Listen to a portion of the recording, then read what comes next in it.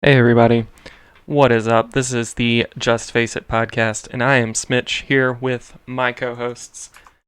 We have the Psychocrast, Hello. Mocking Jace, What's up, guys? and Tater. Hi. And today we're going to be doing what we're calling our E3 cooldown. We're going to go over all of the news that was in the past week through E3. We're going to kind of hit on each conference at a higher level, just because there was so many games and so much different news going on that there's no way we're going to be able to hit it all. And I guess I'll hand it over to Jace if he wants to mediate where we start.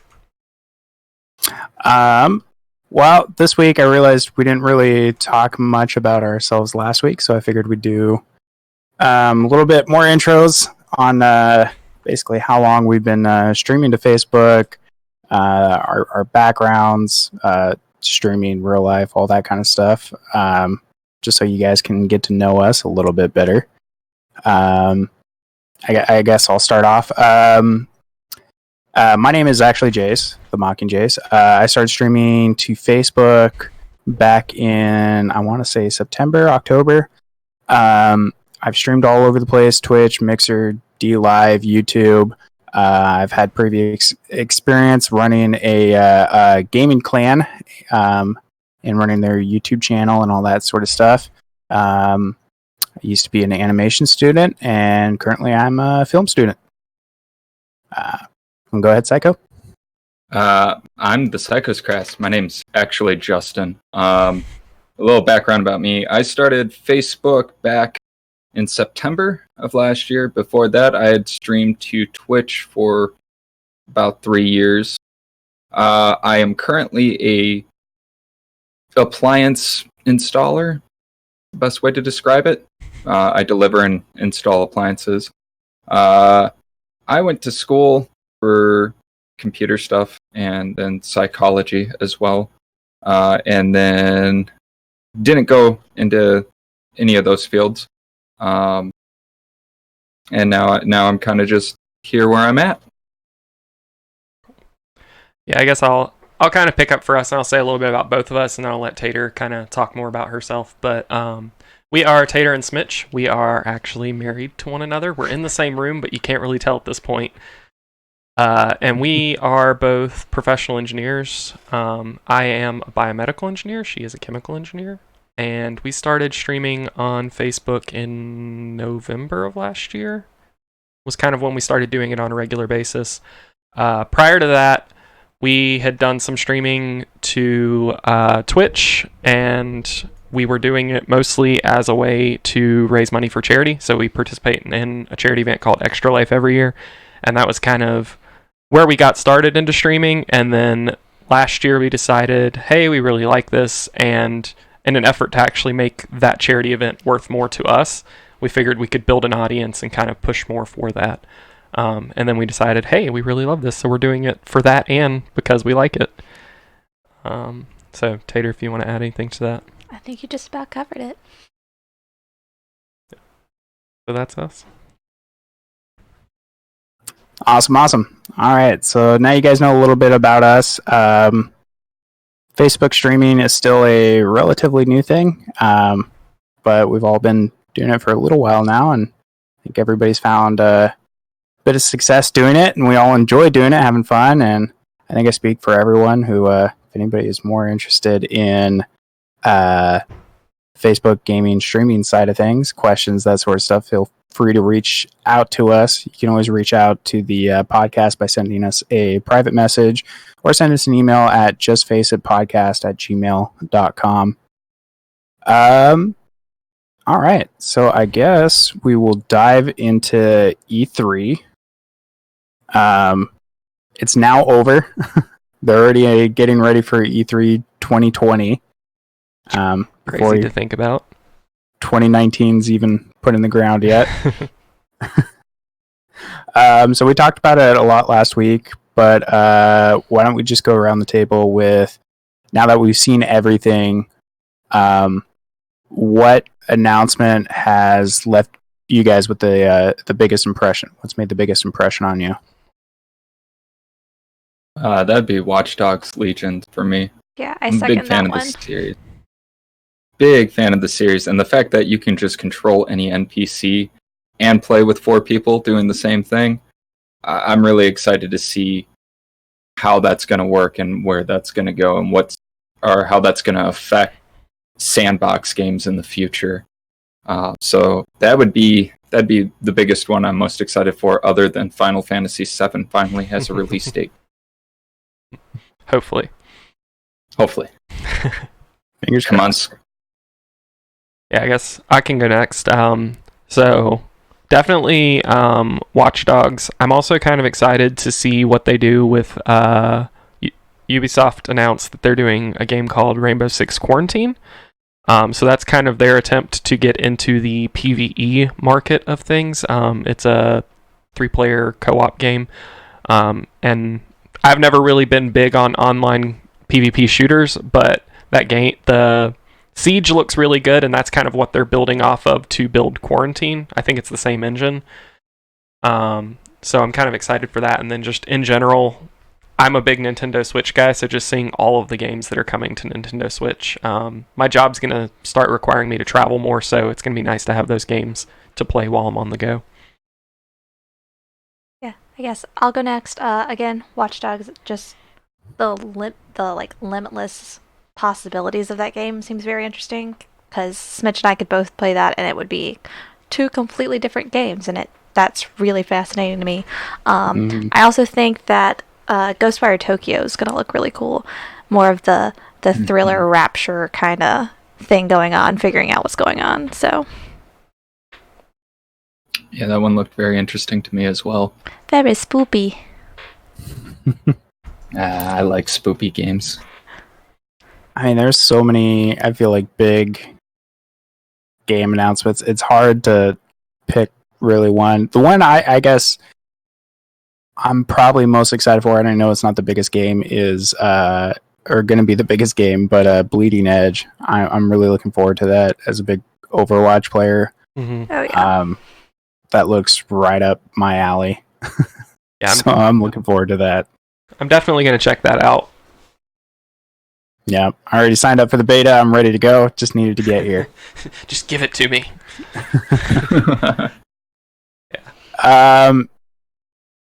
Yeah, but I thought this year was kind of interesting, a little bit different, just because it seemed like there was a lot of game announcements, Mm-hmm. Oh yeah. but none of them really for this fall. They're Yeah, all early 2020, which is not far away, but it just felt weird to me especially after the last like 4 or 5 E3s, that none of the games are really coming out fall 2019. yeah. It It was also kind of interesting to me that I feel like typically we get, and there was a fair amount of this, but typically we get more updates on the development of games. So like there were a lot of games we saw last year at E3 that should be at least on the downhill part of their development, and you would think they'd be trying to hype them up. And they were just kind of absent from this year's conference. I'm trying to remember the one in particular that I'm thinking of. Skull and Bones, that was called. Yeah. Yeah, so like that one wasn't there, and then there were a couple others that I remember being at the conference last year and being really excited about, and then they just weren't there this year. So I'm kind of worried that some of those studios may actually hurt themselves by not having a presence at E3 this year and kind of keeping on that hype train. But it may also be part of the trend of like hyping games for 4 to 5 years before they come out, and then people are like, okay. Yeah, I mean, developers kind of follow a pattern when it comes to E3. They'll plan a game out like three years ahead of time. They'll make a big announcement saying this is, and they'll show a cinematic trailer. This is what our game looks like. This is going to be the gist of what it is about, and they'll put a lot of hype on it. And then the year after, they won't necessarily say anything. Sometimes they do, but generally they don't. And then the next year after that, they'll say, all right, this is the gameplay trailer for it. This is everything you are going to be able to do in it, and it's coming out this fall. So they do that a lot. I mean, Skull and Bones, I definitely wanted to see more of. I love pirates, but they did say ahead of time that it wasn't going to be present at E3 2019. The one that I was kind of hoping to see more of that we didn't really was Beyond Good and Evil 2. Yeah. Yes. Ubisoft was missing a few games this year that they had previously announced. I mean, we still got Gamescom around the corner, so there could be some games there. But yeah, Bethesda seemed a little lacking this year too in their announcements. Yeah, I was kind of expecting that though, just because they They've out the nixed bat. a couple. Yeah, they already said Yeah. like Elder Scrolls and Starfield. Is that the name of that? Yeah, They were like, Yeah. those aren't going to be there. So I was kind of expecting that from Bethesda.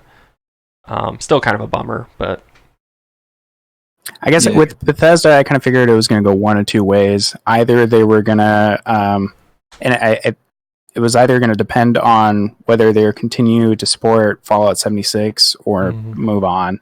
And they chose to continue supporting Fallout 76. So I figured it was either they were going to talk about a bunch of announcements for that, and then Elder Scrolls, of course, or Elder Scrolls Online. mhm. But the other option I was thinking, which they didn't do, was maybe they'll some of their smaller developers that they own would announce some smaller games here and there, which they didn't quite do as much as they have in previous years. Yeah. So let's start off with, I guess, the one of the biggest game-changing sort of announcements that pretty much every conference shared in common was cloud gaming. We've got Google Stadia made its announcement before E3. Mhm. Microsoft talked a little bit about xCloud, but not a whole lot. Bethesda was talking about cloud streaming and how to improve it.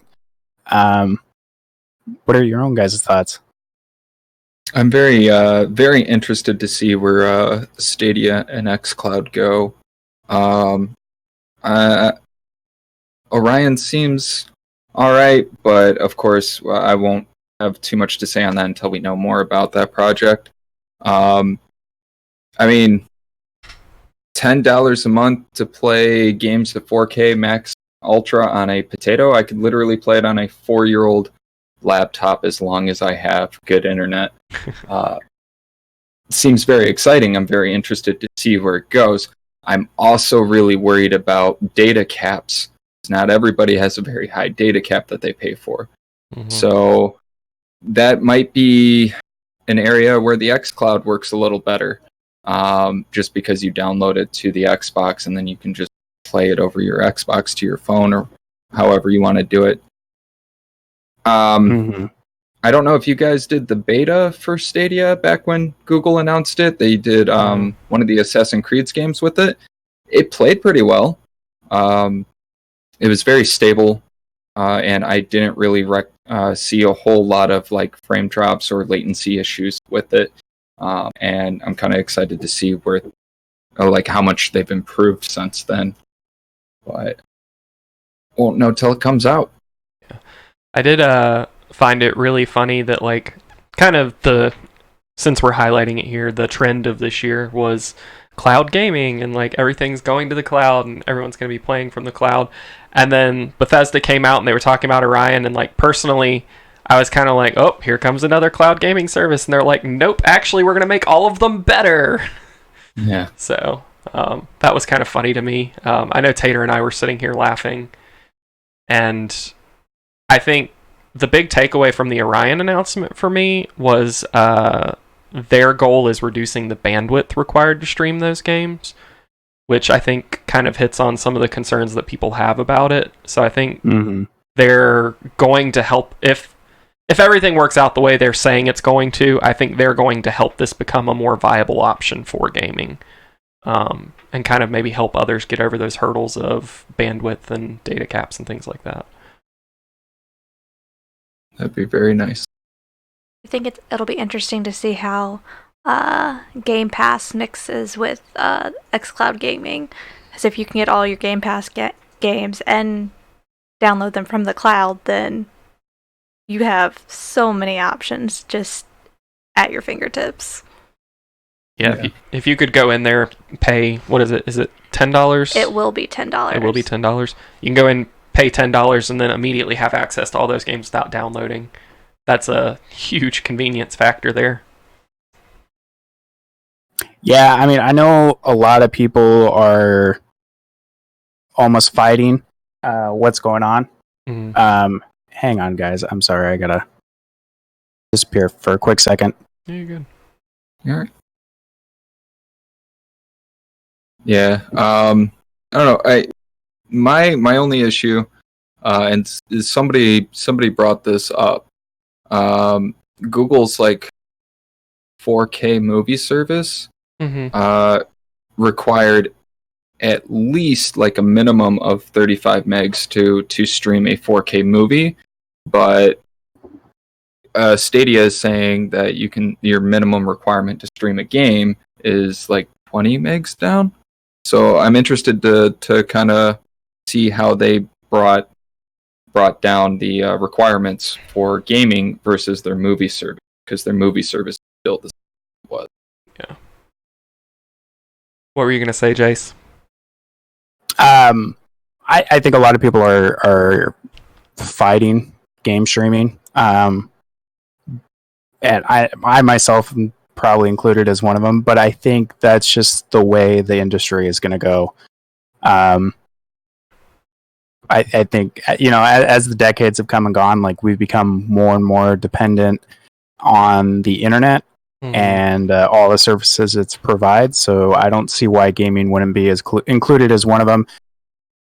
And the game industry does this a lot too, just tech industry in general, where even if something fails the first time, it makes a comeback. Even, you look at virtual reality, how many times over the last couple decades have they tried making that that realization? And it works now. It's viable now. It's still got a long ways to go, but it actually works. And I think that's what'll happen with game streaming, even if it's super data heavy and struggles to find its footing at first.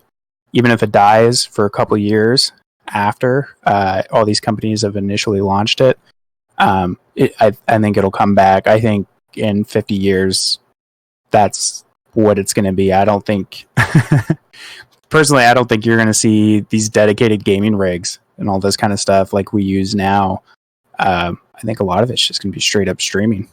Yeah, kind of to that point, I feel like it's going to kind of follow some of the trends we've seen already, where probably 5-10 years from now, when it's caught on and is more popular, you're going to see a majority of people have actually transitioned to the streaming service, and then your hardcore competitive people are going to still have the rig sitting in their room for that couple milliseconds difference that it makes on their input and those kinds of things. It's kind of like with controllers and stuff, which you see, you can pay a lot of money for these really nice controllers to slightly reduce your fire time and all that stuff, but the only people buying into that are the people that are playing at a higher level or just like that kind of thing. So I think that's kind of the way that it's going to go, at least in my opinion. Yeah, and I mean, that's the amazing thing about the tech industry is it's so unpredictable. Mm-hmm. It's so hard to guess. You look at Netflix years ago. I mean, I've had Netflix since they started in 2002, 2003, something like that, when it was just DVD rentals. And I remember when they started with their streaming service, they gave you 120 minutes a month in which you could watch videos, and there was almost no titles on it. Everything on it was like B movies. They were black and white, campy sci-fi films from the 60s and 70s. And I remember thinking, oh, well, this is kind of cool. It felt a little gimmicky, but it was ahead of its time. And now every household has Netflix, pretty much, or a service similar. Now it's killing cable. It's killing television because that's what people want. So they want that ease of access. When the iPod came out, MP3 players came out, everybody thought it was going to die. They thought it was gimmicky because they're like, why would you? A lot of people lost a lot of money playing the industry because they thought people were going to prefer higher quality sound over lower quality quantity. But that didn't happen. MP3 players, iPods, they won out. People preferred having 10,000 songs versus 100 high quality songs. So I think it's tough to predict, but I think game streaming is going to win out just because ease. Yeah. I think once the services become better, more reliable, people want what's easy and cheaper. And I think game streaming is going to be that way when you can just play off your phone or your crappy $150 computer, I mean, we Netflix, Hulu, all those, we stream our movies, our TV. You have Spotify, we stream our music.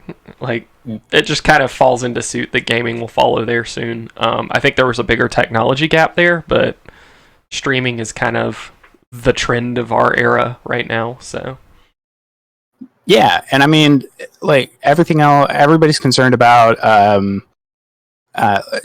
like data caps and all that, and I get that, because right now it's not plausible for a lot of people. I don't know how many friends I have who live in pretty remote places where they've got a pretty low cap, and I go to hit them up to play games, and they're like, oh, I can't, I'm at my data limit.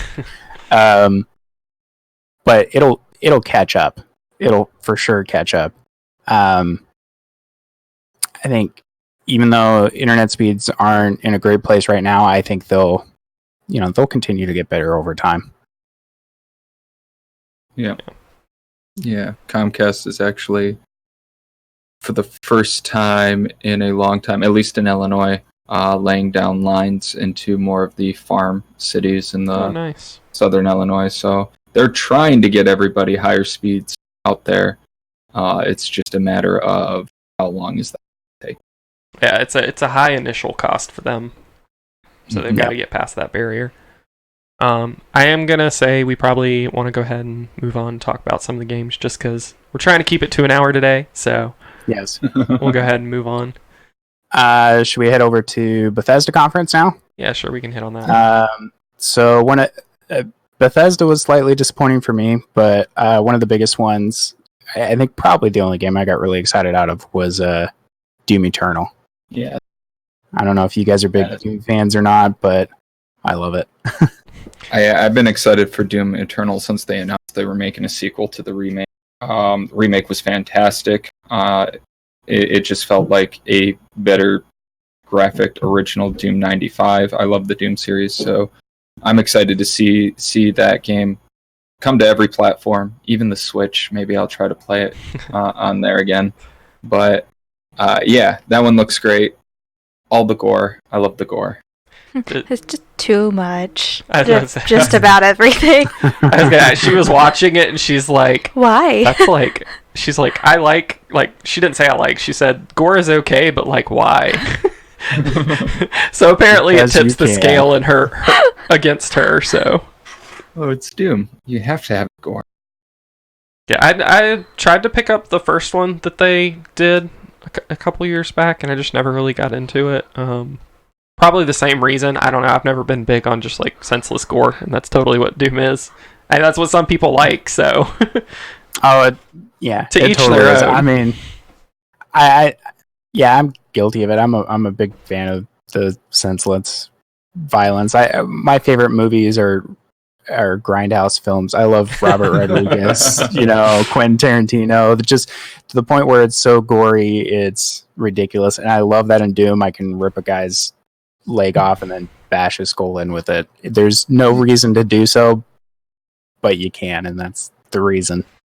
But I'm excited for it. I love those old school shooters. Yeah, big guns, lots of gore. It just doesn't get better than that for me. Yeah, I feel like that was probably one of the only kind of big games that they talked about. I know they did, unless you guys have anything else to say, I was going to move on. No. Okay. Yeah, I know that a couple of games got really big update, or more information about updates that are coming. For instance, The Division 2, there was a lot... That was Ubisoft. That was Ubisoft. Ignore me. I messed up. Elder Scrolls. Elder Scrolls just got their newest expansion fully released at the beginning of June. It came to console. It was on PC a little before that. We're big, Tater and I, big MMO people. Or I'm big MMO. She loves Elder Scrolls. So we've been playing that recently and seeing that they continue to update that game. So they already said they have more DLC planned Q3 and Q4 of this year. Q3 DLC is going to be Scalebreaker. And then it was also kind of interesting for me to see they don't really talk about their numbers very much as far as like what their population looks like. But they did make the comment that in the past month or so they had to bring on more servers to handle the capacity that they were seeing in the game. So that tells me it's growing.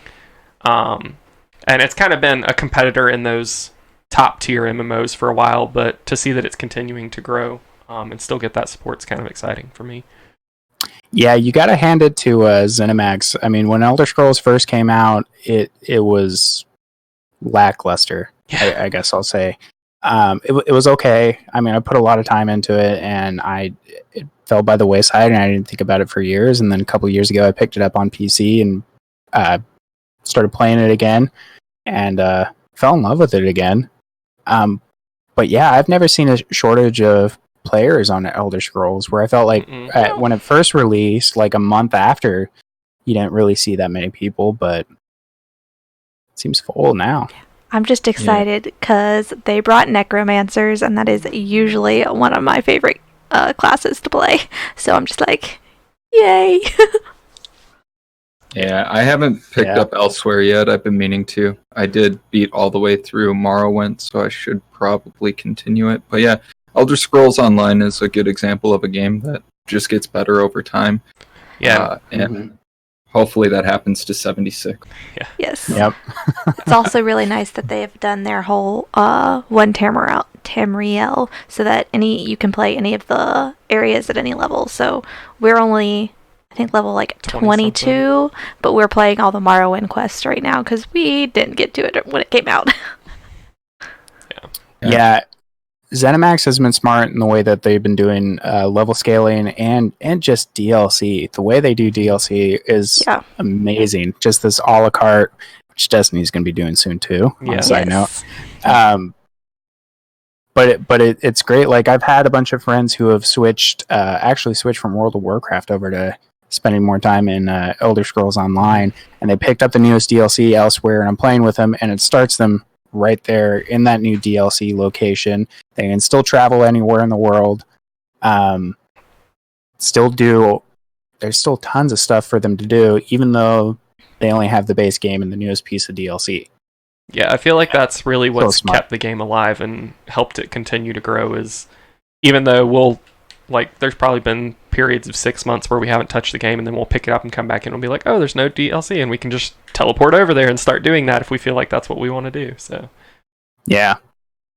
Going on to Fallout 76, I hope that's what they do with that as well. I'm a little hesitant just because even though Bethesda publishes Elder Scrolls Online, it's actually a different studio. It's ZeniMax who's in charge of that. ZeniMax doesn't do Fallout 76.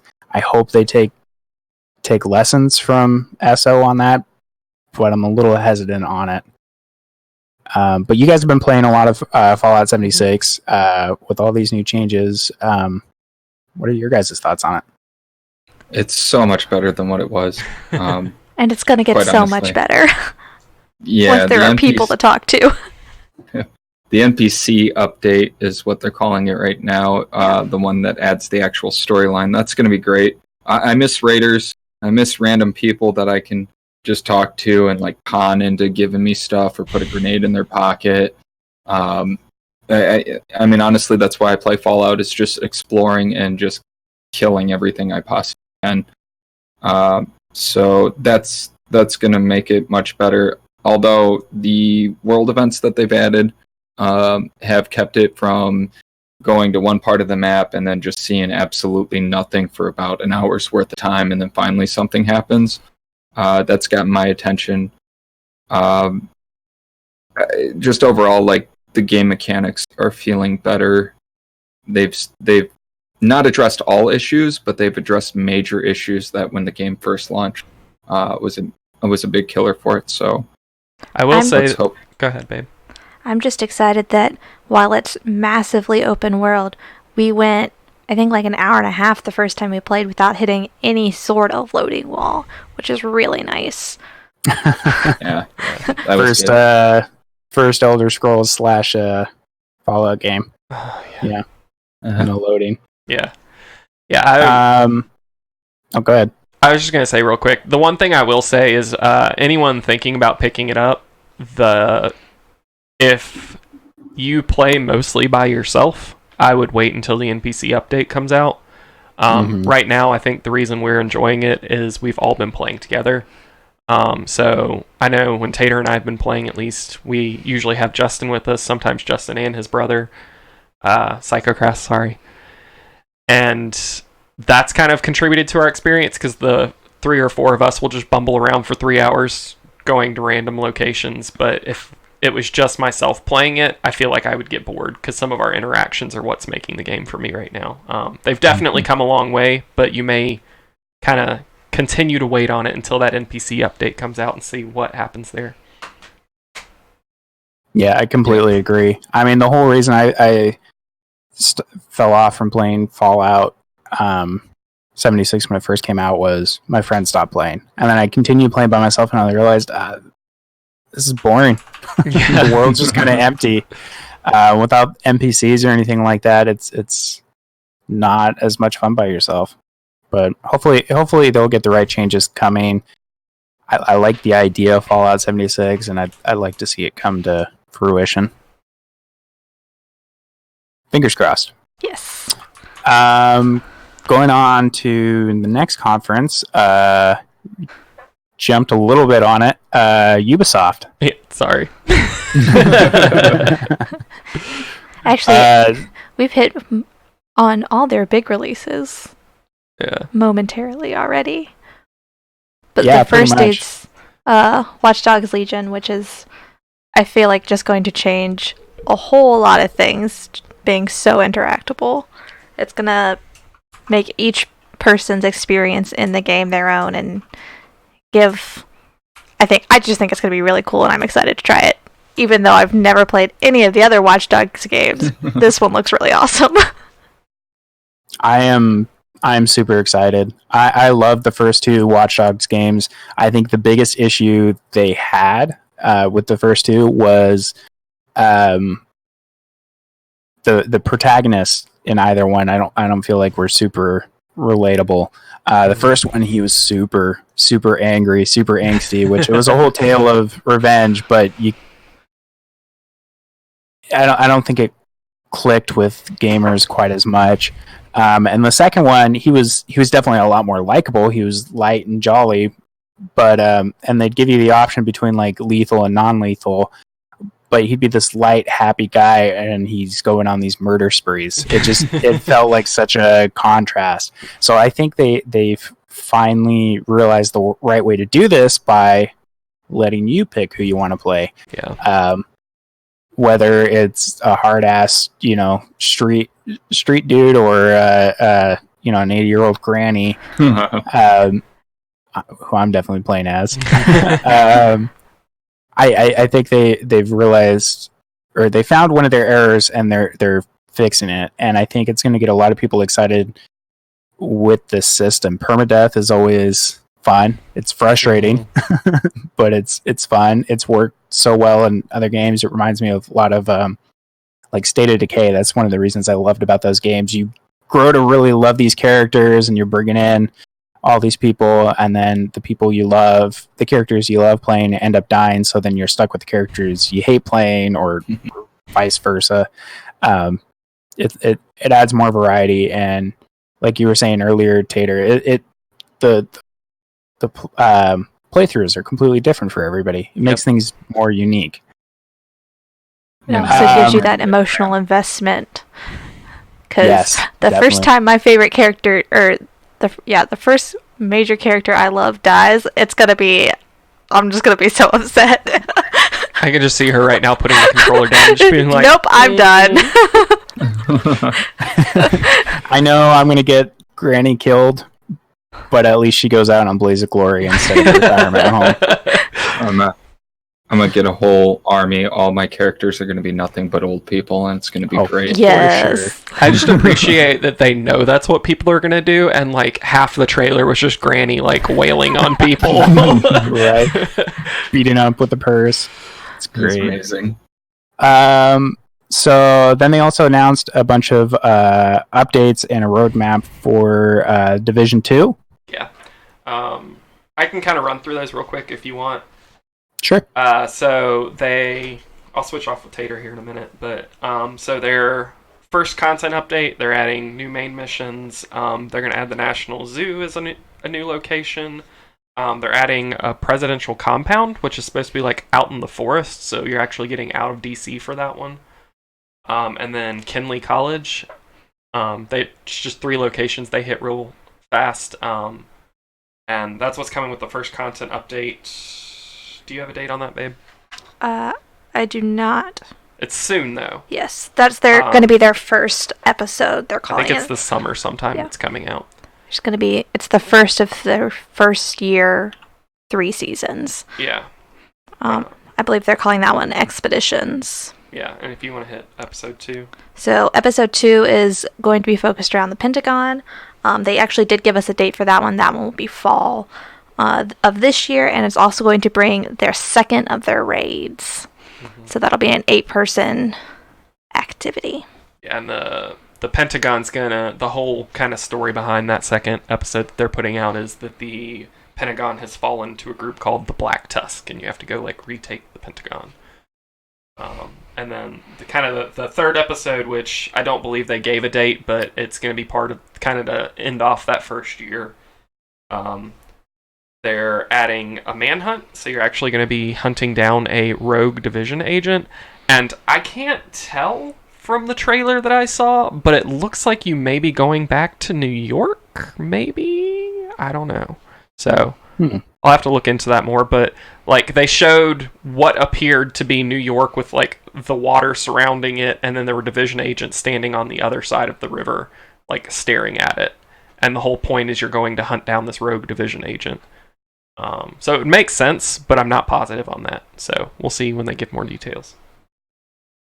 Gotcha. Be cool to go back to it. I haven't played it in quite some time. Yeah, I mean, I think wouldn't be that hard for them to do, I don't think, so. No. Let's see. And then they also announced Rainbow Six Quarantine. Mm-hmm. I am excited for. I am too. Yes.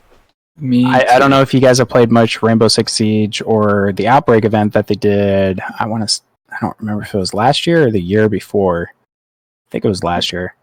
I had a lot of fun with it. It was fun taking on their zombie alien type creatures. That was great. Siege is just kind of built like that anyways, and I was sad when they came out with their Outbreak event and it was only a limited time thing. It only went on for a month, and I hadn't seen it since, and it made me sad that it wasn't I didn't know if it was popular enough that they'd bring it back. I was hoping it'd just be a permanent addition on the game. So I am thoroughly excited that it's going to be its own standalone thing. I love co-op shooters. Yeah, I really love the mechanics of Siege, but like I said earlier, I've never really been a huge online PvP shooter guy. But having those mechanics and then zombie alien things to shoot sounds fun. I was always a big Left 4 Dead fan, so not quite the same thing, but it kind of has that same feel. Yeah, I'm excited. I've played way too much Siege since it came out. I mean, I own it on all consoles. Oh, And wow. when I first started streaming on Facebook, that's mostly what we did with Siege. So, yeah, I'm happy to see this come back. I'm a little sad it's only 3 people, but I mean, it'll be fun. I'll figure it out. I'll just have to lose one friend. It's an odd number. Someone will get left out for a round.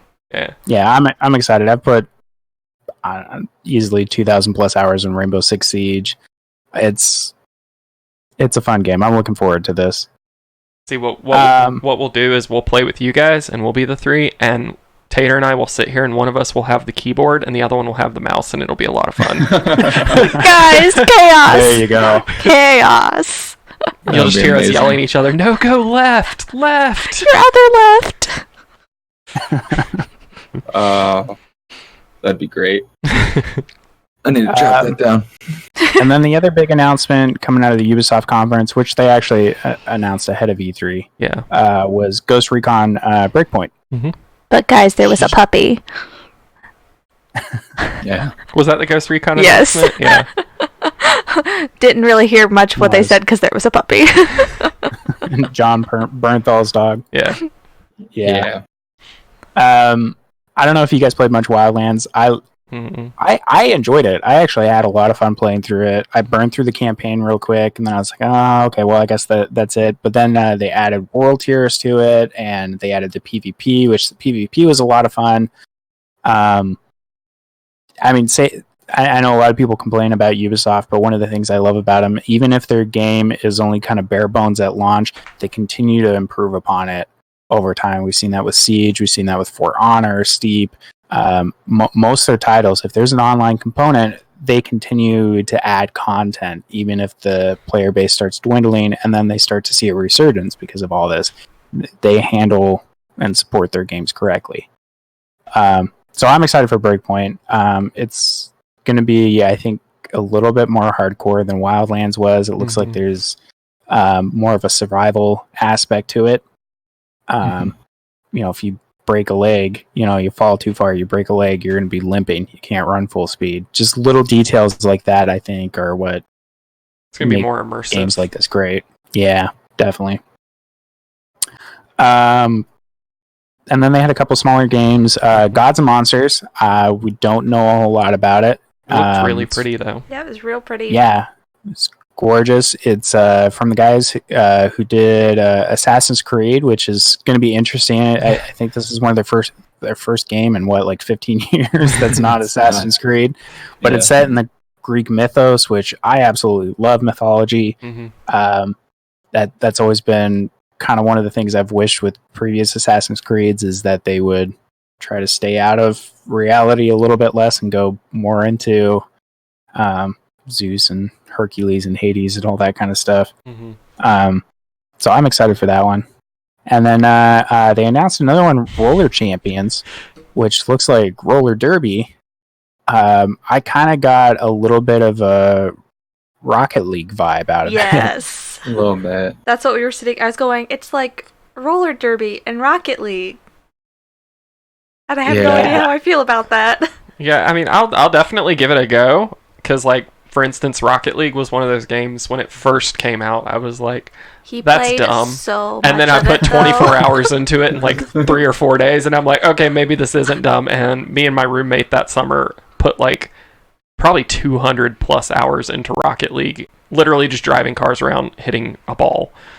And I think Roller Champions is someone else trying to get into that space, because honestly, Rocket League kind of is in its own sphere right now, and it does really well esports wise too. So I'll be interested to see what that does.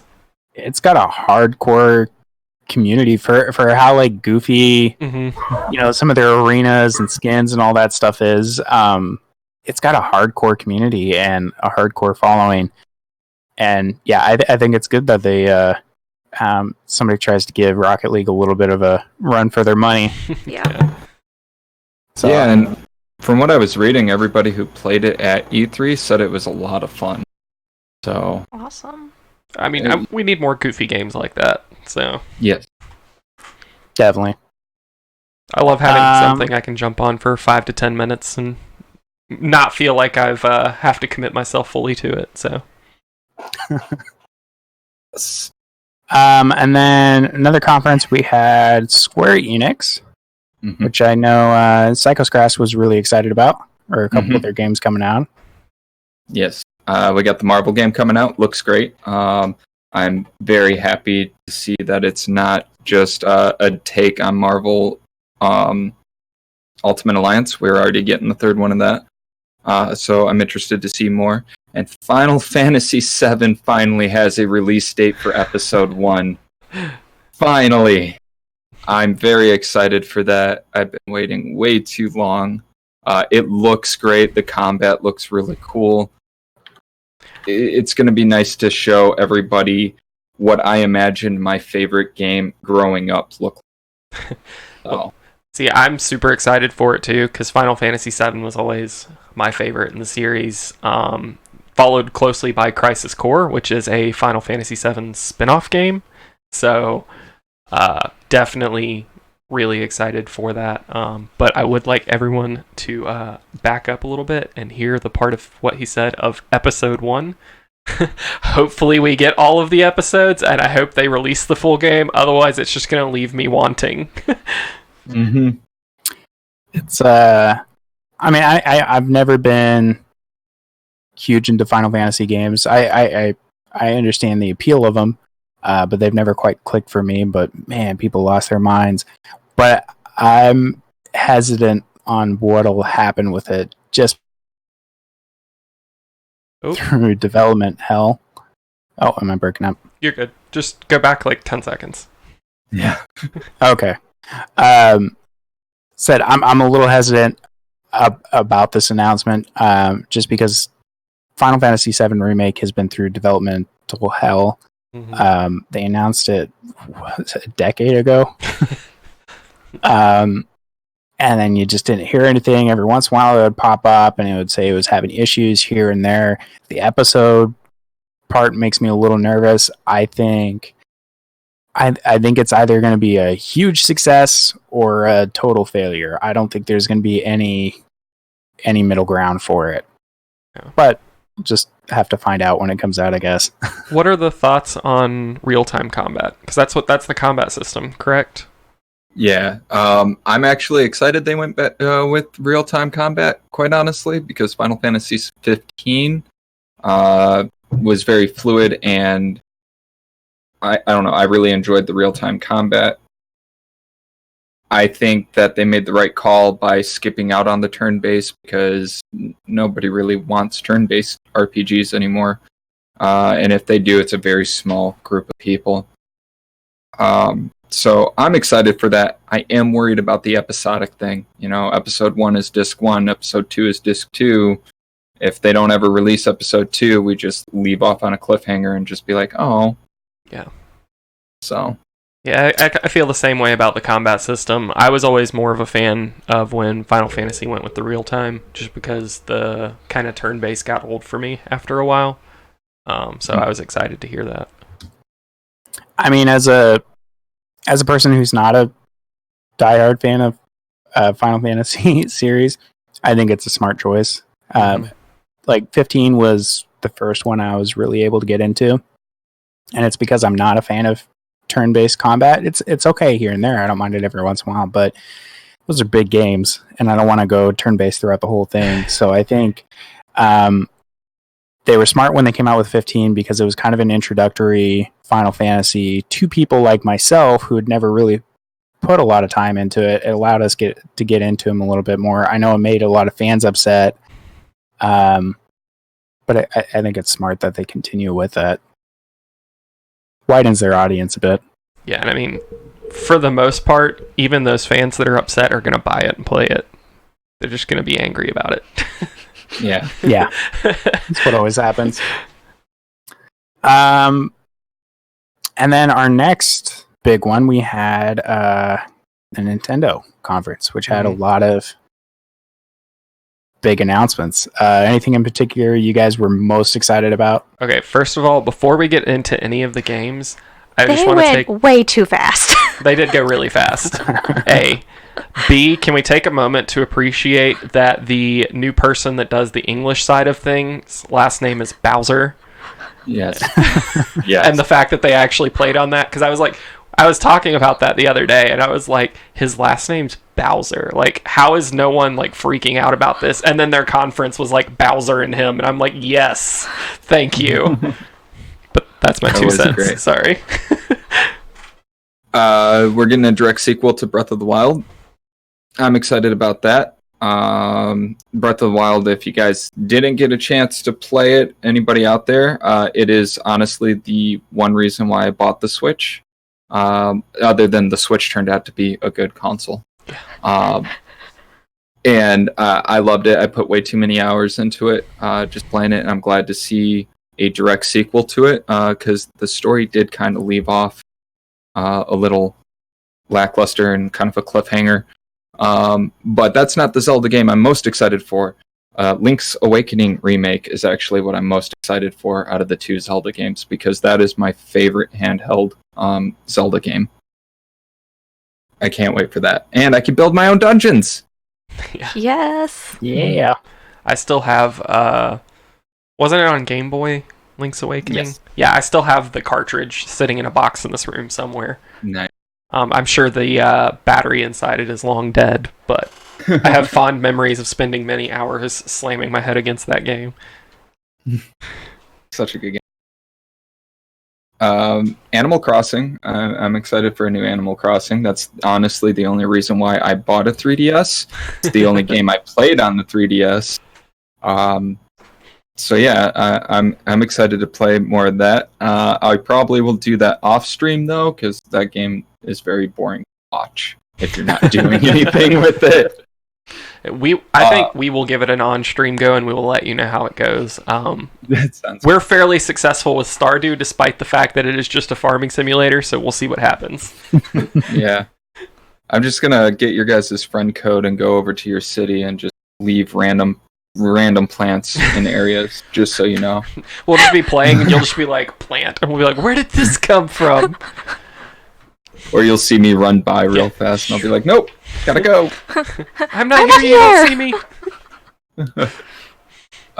me. More Zelda news. The Cadence of Hyrule looks very interesting. It kind of reminds me of Four Swords. It looks so hard. I was going to ask if any of you guys have watched the gameplay for that, because for anyone who doesn't know, that actually came out this week, so... Yeah. Or last week. Yeah, I did watch some gameplay. It looked pretty good. It does look hard, but that's like the one thing that really drew me to Breath of the Wild is the difficulty. I love hard games. Yeah. I'm a big fan of Dark Souls, and just anything From Software makes is always fun. So I'm excited to actually sit down and give it a go. Are you gonna... Oh, sorry. Are you gonna play with the enforced beat on, or are you gonna try and match the beat? I'm gonna try to match the beat. Yeah, I think that's their way of letting people get into the game that aren't necessarily in it for the rhythm element. Is there is like an option you can turn on that it enforces your movements to the beat of the music. Yeah. And for anyone who doesn't know, the way that the game works is basically there's a song constantly going in the background that has a fairly strong beat, and you're trying to match your movements and attacks to the beat. And the longer of a combo you get, the more damage you do, and the better items drop. I'm not sure how that works with enforced beat. They probably take that element out of it, because I feel like that would be really broken if they didn't. Yeah. But yeah, just for anyone who may not know. I'm excited for Luigi's Mansion. Yes. Zelda's always hit or miss for me. I know a lot of people love it. I really like Breath of the Wild, so I'm excited for that, but that's still a couple years down the road. Yeah. But Luigi's Mansion, I love Luigi's Mansion. I love ghosts. I love the spooky stuff. So I love the first two. I'm ready for the next one. And then, of course, Pokemon Sword and Shield. I'm excited for it too. I kind of took like a 20-year break from Pokemon. If I'm being honest, I played it all the time when I was a kid, and then I didn't really as I grew up. And then this last year, I picked up Let's Go, Pokemon Let's Go, and I've had a lot of fun. I know it's pretty much a direct remake of like Yellow, but I've been having a lot of fun. It's been bringing up a lot of memories. It was so good though. Yeah, it was a lot of fun, and so I'm looking forward to Sword and Shield because I don't know any of the new Pokemon outside of like the first 100, 150. So, it's for me, it's all new. The one bummer that I've seen floating around and need to research it more is I have heard that not the entire Pokédex is not going to be in the game, which will be the first time that they're doing that. A ton of people are upset about that. It's probably more on the side of your completionists. I would hope that they would be smart and not get rid of obvious fan favorites out of the decks, but I guess that remains to be seen what they do. I mean, at this point, there's like 6,000 Pokemon. Not really, but it kind of feels like it. They add like 150 every generation. Is it 721 right now? Yeah, it's a lot. I That's know. what they're at. It's more than I know. Yeah. Yeah. But that was interesting to me. And then also the Pokeball Plus controller, they kind of like abandon it, but not really. So you won't be able to use it as a controller, but you can put your Pokemon in it and take them with you. Like a step counter. But Pokemon's doing some weird stuff in that sector, so like Pokemon Sleep. There's a lot of weird stuff going on, yeah. I don't know what they're going with. They want to track you Nintendo's always all done the weird time. stuff. Yeah. As long as they don't get rid of Pikachu, I think we'll be okay. Bulbasaur! Tater has a little Bulbasaur Funko on her desk, so she'll be upset if there's no Bulbasaur in the game. So that's the one starter I never went with, Bulbasaur. Sad. I like all the original ones. I did Charmander, Squirtle, and then I did another Charmander.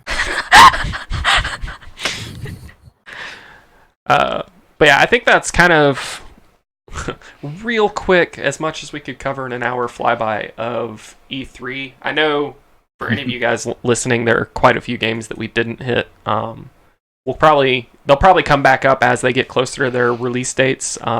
As this is something we're going to be doing weekly, I'm sure we'll get more news on some of those games that we didn't necessarily get as much news on. For anybody who missed it too, we covered a lot of the Microsoft and EA conferences in last week's episode, which is why we're not discussing it as much here. But yeah, you can find our thoughts and opinions on those. We had a good lengthy 2 hours last week. 2-hour episode, yeah. So I guess we're nearing down to the end. One final question for everybody. Who do you think won? Who do you think won E3? Who had the best conference? I honestly have to give it to Microsoft this year. They really surprised me with their conference, and the amount of games that they announced being on the Game Pass just really sealed the deal for me. So for the first time in many, many years, I give it to Microsoft. Microsoft won for me. Yeah, I think personally, I also think Microsoft won. Part of that, once again, is just because of the Game Pass for me, though. There were a lot of good titles, and then the Game Pass just kind of sealed it up for me. And then, excuse me, I actually really liked the Ubisoft conference, too. I know a lot of people, just looking around at general impressions, were kind of like, about Ubisoft, but there were a few games in there that I'm pretty excited about. So just general games and interest in them. I think that's probably my second on the list after Xbox. Yeah, I think I'd go Ubisoft on the first, or on top for me. They just did a lot with the Watch Dogs. They gave a lot of information about a lot of their games, and they all seem very interesting, so... We almost had it unanimous. I was going to say Microsoft too. Darn. She had to be different. You ruined it, I can't process the rapid fire as well. I want slower and more information. Yeah, I was most excited by Microsoft. They hit pretty much all the announcements that I wanted them to. They spent the right amount of time on each thing that I wanted them to. And I think while this was an important E3 for them, I think next year is really what's going to make it or break it for Microsoft, because next year they have to go and deliver on everything. They have to deliver on xCloud, the new console, Halo. I think next year they've got a lot riding on it, but I think Phil Spencer is going to pull it off. So that's, I think, everything we wanted to discuss this week. Tonight's episode was a little bit different just because of Father's Day yesterday, but next week we'll be back to our normal scheduled time at 7 p.m. Eastern Standard Time on Sunday, and we'll continue broadcasting every Sunday. Our episodes will have a audio-only version that will be uploaded to Anchor and Spotify and all the rest later on, so you guys can catch that on your weekly commute each week.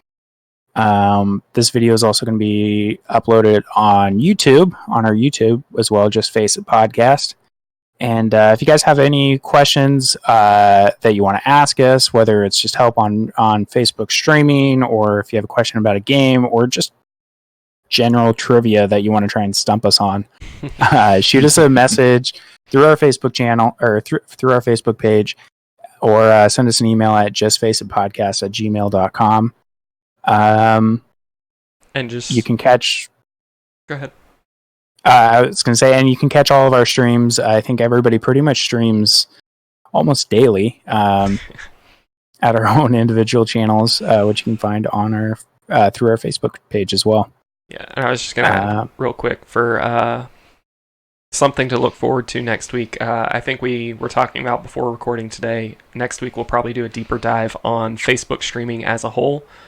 Just kind of give you guys some insights on what that's like from our side for those of you guys that are just viewers, and anyone interested in getting into streaming on Facebook, kind of what to expect, how their programs work, and things like that. So something to look forward to next week.